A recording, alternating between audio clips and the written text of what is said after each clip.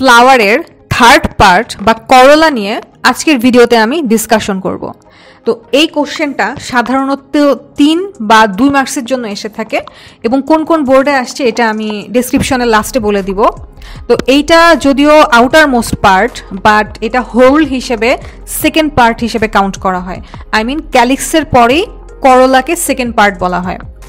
এখন ফুলের পাপড়ি বা হচ্ছে করলা এগুলো জেনারেলি কালারফুল হয়।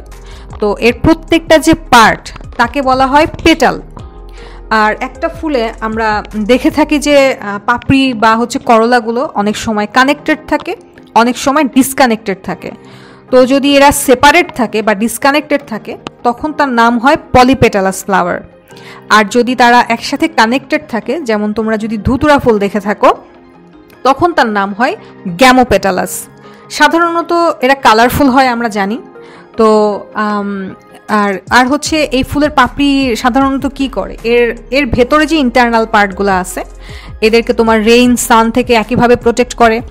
তারপর যেহেতু এগুলো কালারফুল হয় তাই এখানে অনেক ইনসেক্ট দেন বার্ডস এগুলো অ্যাট্রাক্টেড হয় খুব ইজিলি।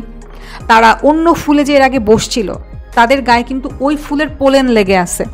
তো এখন যদি তারা অন্য আরেকটা ফুলে এসে বসে তখন কিন্তু এই পোলেনগুলা এই ফুলেও লেগে যাবে।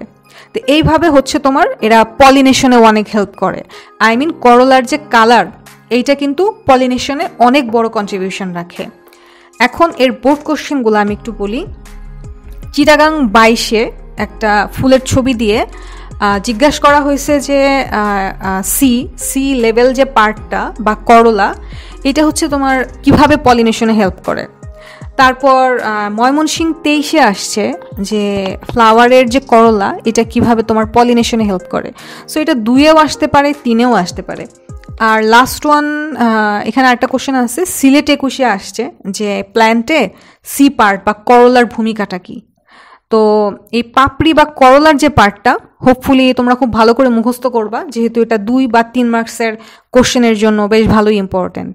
থ্যাংক ইউ সবাইকে।